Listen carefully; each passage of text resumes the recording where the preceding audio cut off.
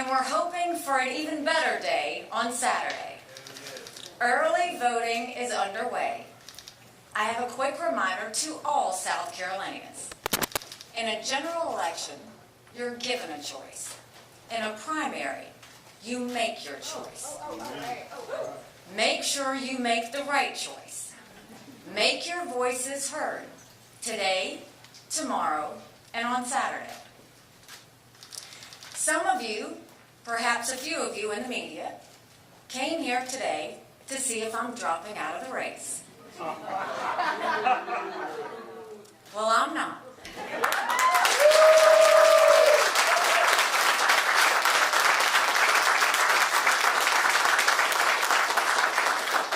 Far from it, and I'm here to tell you why. I'm running for president because we have a country to save. Since the start of my campaign, I've been focused on the real issues our country faces, the ones that determine whether America will thrive or spiral out. I'm talking about the millions of students who don't know how to read or do basic math, the families who can't afford groceries, much less a first home, the total lawlessness on our southern border. I'm talking about the murders in our cities, the fentanyl on our streets, the children who've been killed in their mom's car by stray bullets. And I'm talking about the American weakness that led to wars in Europe and the Middle East, and the urgent need to restore our strength before war spreads and draws America further in. These are the challenges I'm here to tackle. But instead of focusing on how to make America stronger tomorrow, some people want to know if I'm going to cave today. We've all heard the calls for me to drop out. We all know where they're coming from. The political elite, the party bosses, the cheerleaders in the commentator world. The argument is familiar. They say I haven't won a state, that my path to victory is slim. They point to the primary polls and say I'm only delaying the inevitable. Why keep fighting when the battle was apparently over after Iowa? Look, I get it. In politics, the herd mentality is enormously strong. A lot of Republican politicians have surrendered to it. The pressure on them was way too much. They didn't want to be left out of the club. Of course, many of the same politicians who now publicly embrace Trump privately dread him. They know what a disaster he's been and will continue to be for our party. They're just too afraid to say it out loud. Well, I'm not afraid to say the hard truths out loud. I feel no need to kiss the ring.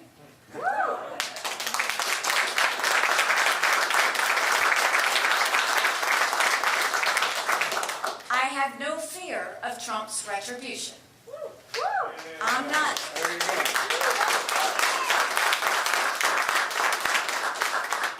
I'm not looking for anything from him.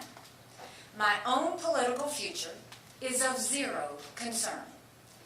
So I hear what the political class says, but I hear from the American people too. I've heard from a retired Army medic who looked evil in the eye when he says we're headed toward disaster, that American lives are on the line. He knows what he's talking about. He knows we can't afford more of the same. That's why he told me to give him hell.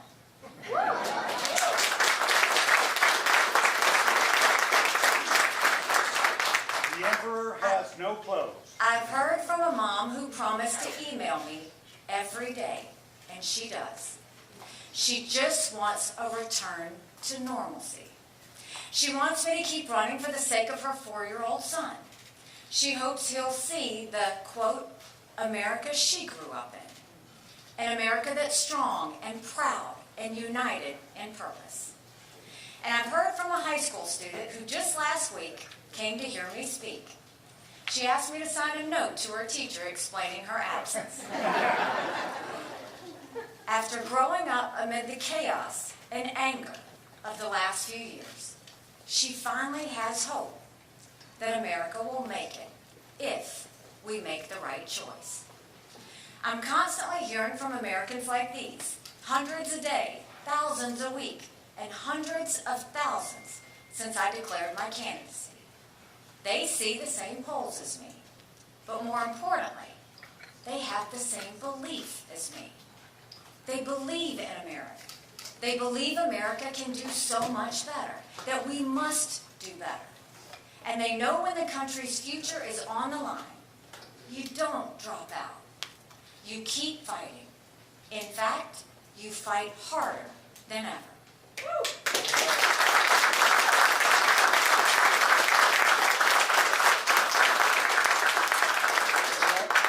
That's why I refuse to quit. South Carolina will vote on Saturday, but on Sunday, I'll still be running for president. I'm not going anywhere.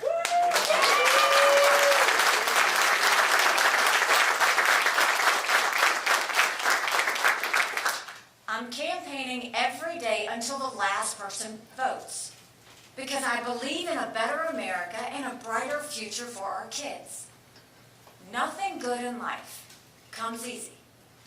I'm willing to take the cuts, the bruises, and the name-calling, because the only way you get to the blessing is by going through the pain.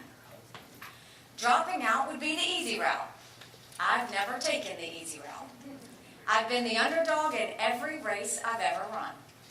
I've always been David, taking on Goliath. And like David, I'm not just fighting someone bigger than me. I'm fighting for something bigger than myself. I'm used to people questioning my intentions, so I'll make a few things clear. Some people used to say I was running because I really wanted to be vice president. I think I've pretty well settled that question.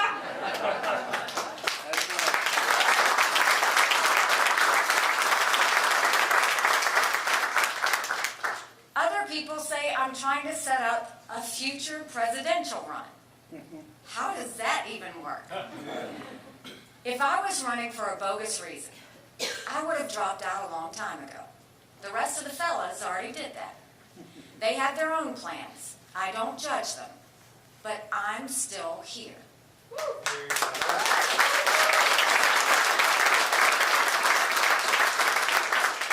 I'm fighting for what I know is right, and I don't care what the party leaders and political elites want. I'll keep fighting until the American people close the door. That day is not today, and it won't be on Saturday, not by a long shot. The presidential primaries have barely begun. Just 3 states have voted. That's right. 3. That's it. After this weekend, we'll be at 4. That's not a lot. In the 10 days after South Carolina, another 21 states and territories will vote. People have a right to have their voices heard. And they deserve a real choice, not a Soviet-style election where there's only one candidate and he gets 99% of the vote. That's right.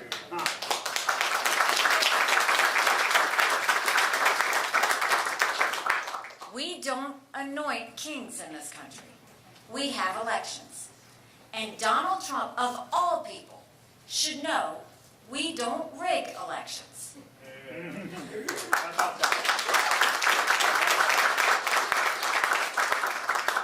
Americans of every belief and background are tired of our national mess. They don't want more chaos and craziness. They worry about a national collapse. If I weren't in the race, we'd be reading the exact same storyline every day until November 5th.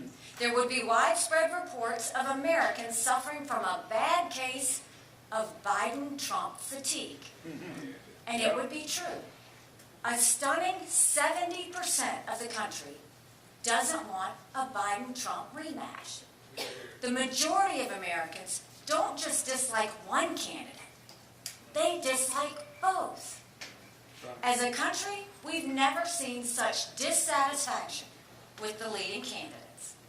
We've never had so many Americans mired in pessimism and division. We still have a chance to restore their faith. I will fight as long as that chance exists. Now, I know know what Donald Trump is saying. He wants an election with no opponent. Yeah. But that's not what the voters are saying. Despite being a de facto incumbent, Donald Trump lost 49% of the vote in Iowa. In New Hampshire, Trump lost 46% of the vote. Oops. That's not good. We're talking about almost half of our voters. What does it say about an incumbent who's losing nearly half of his party? Uh-oh. It spells disaster in November. We shouldn't silence those voters like Trump wants. They have the right to keep speaking out. Yeah. Trump sees this. That's why he and his allies are now trying a different tack. They're saying, I'm helping Joe Biden by staying in. Let's unpack that for a second. First things first, Joe Biden is doing more damage to himself than any Republican ever could. Every time he opens his mouth, he sounds like his mind is closing up shop. The Democrats are getting weaker by holding a coronation for Biden. Republicans will get stronger through a vigorous competition. Yeah.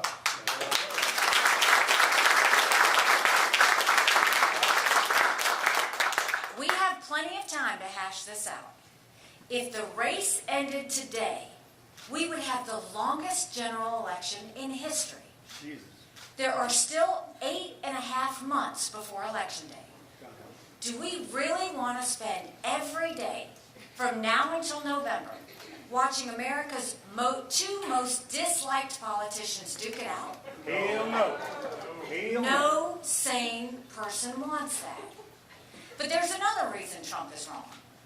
At the end of the day, the only candidate who's helping Joe Biden is Donald Trump.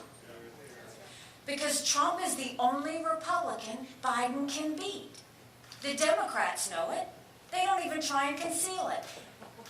They don't even try to conceal the glee at the prospect of running against Trump. They want to win.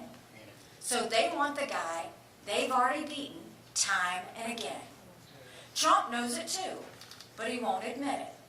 True to form, he's taking out his anger on others.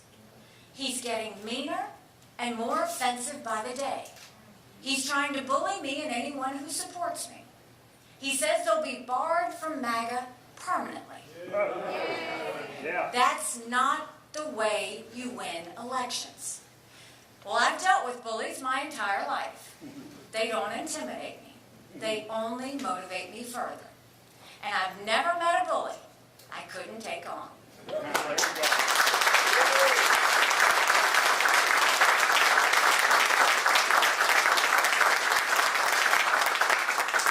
There are those who will try and paint me as never Trump.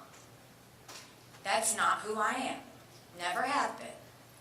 I supported Trump in 2016 and in 2020. I was proud to serve America in his cabinet. My purpose has never been to stop Trump at all costs. Like most Americans, I have a handful of serious concerns about the former president. But I have countless serious concerns about the current president.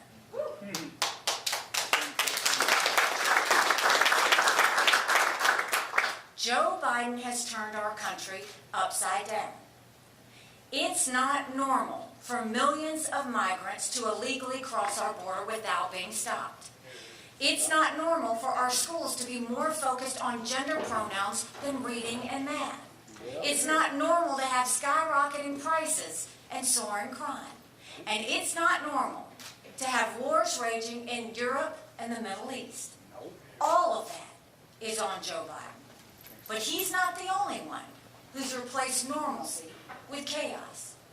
Donald Trump has done that too. It's not normal to insult our military heroes and veterans. That's right.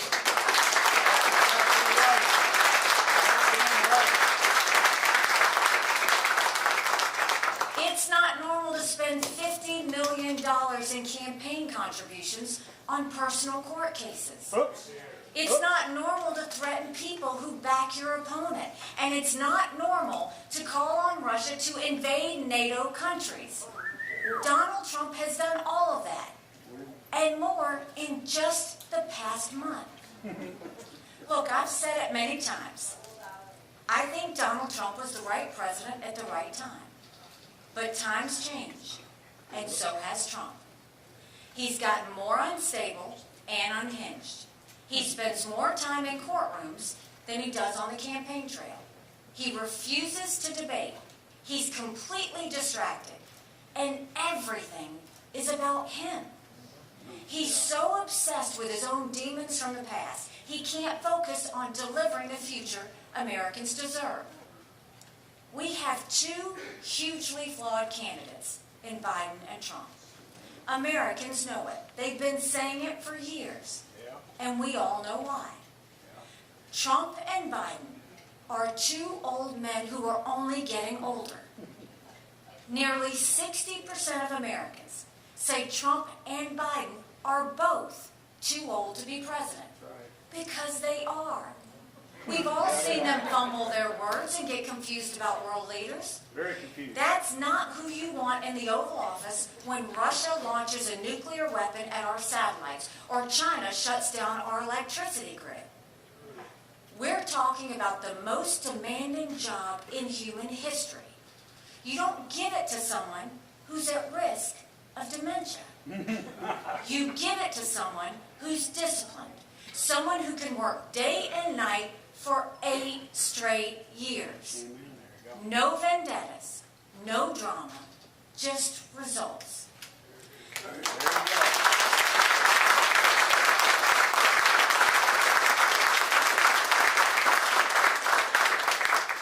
Even if Trump and Biden weren't too old, and again they are, Americans still oppose them because they know what they'll do. They've already done tremendous damage, and they're just getting started. Biden has crippled families with years of inflation. He's put welfare over work and doled out more corporate welfare than any president ever. Meanwhile, Trump added more to the national debt than any president in history.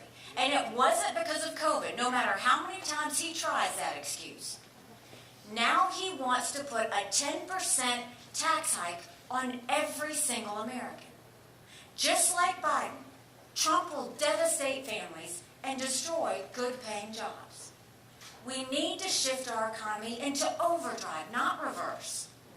Most importantly, we need a president who protects America. Biden has failed this basic duty. As commander-in-chief, he tried to cut the military. He's made us weaker while our enemies get stronger. He withdrew from Afghanistan in a way that encouraged our enemies to do whatever they want. Yep. 3 years later, Russia has invaded Ukraine.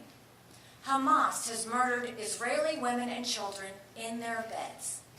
China is launching unprecedented cyber attacks on American infrastructure. Iran is killing American soldiers. At the same time, Donald Trump has plenty of his own problems on national security. He's all but said he's going to abandon Ukraine. That's a massive gift to Vladimir Putin. Now Trump is inviting Putin to invade NATO countries. Those are the same countries that stood with us after September 11th. Of course we should ask them to pay more. We should demand it. But abandoning them will only bring more war. Putin is already planning his next move. He's eyeing our allies in the Baltics. A Russian attack would put America at war. Russia isn't the only country that smells blood in the water. When the dictators in Iran, North Korea, and communist China see America step back, they rush into the breach. They think America's time has passed, and their time has come. The truth is, Americans already know what Joe Biden and Donald Trump will do, but we're just as concerned with who they are.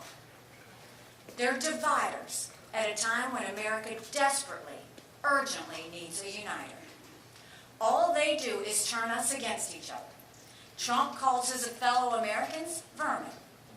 Biden calls his fellow Americans fascists. Trump and Biden don't just demand that people pick sides. They demand that their followers hate the other side. Look where that's gotten us. Congress is too divided and broken to do its job. Families won't even talk to each other at the dinner table.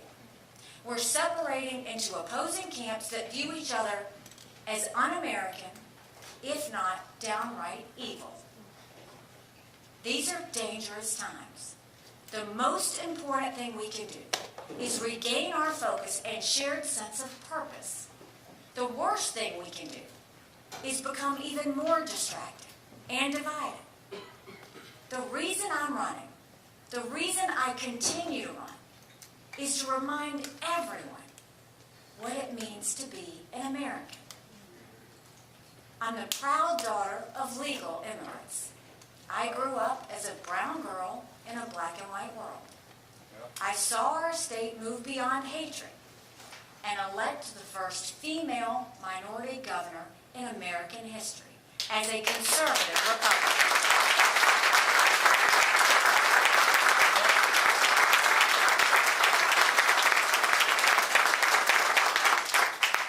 And in just a few days, my parents are going to cast their vote for their daughter for President of the United States.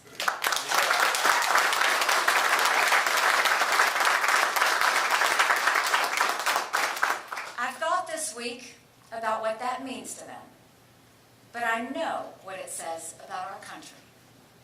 In the America I know and love, we disagree strongly, but we do it without hating each other and still have the same shared national purpose. In the America I know and love, we respect freedom, the rule of law. We refuse to use the awesome power of big government to punish those we dislike. And we recognize that America has done more good for more people than any country in the world. It's not America first to withdraw from the world. It's not America first to praise dictators who want to kill Americans. It's not America first to bankrupt Social Security by doing nothing to fix it. And in fact, it's America last to keep losing one election after another to the socialist left. That's what we get with Donald Trump. Yeah, that's about right. I'm running for president to restore a country that's strong and proud. That is why I will stay in the race after South Carolina votes. And to my beloved fellow South Carolinians, I ask that you stand with me. Stand with your family, friends, and neighbors. See the America I see. And remember that we can still unite and move forward together. Not with anger, not with fear, but with faith and hope, like we've done before. Let's finally leave the past behind, and let's forge a new American future. This vision has guided every generation. It summoned me to serve as governor of this great state and as ambassador for the greatest country in the world. And that same vision called my husband to serve in the uniform of the United States. He's a major in the South Carolina Army National Guard. As I prepare for what lies ahead, Michael is at the forefront of my mind.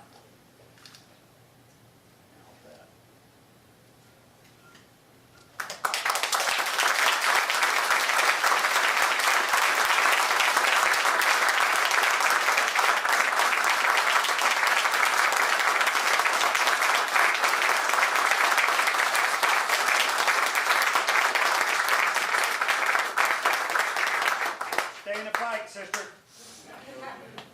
I wish Michael was here today. And I wish our children and I could see him tonight, but we can't.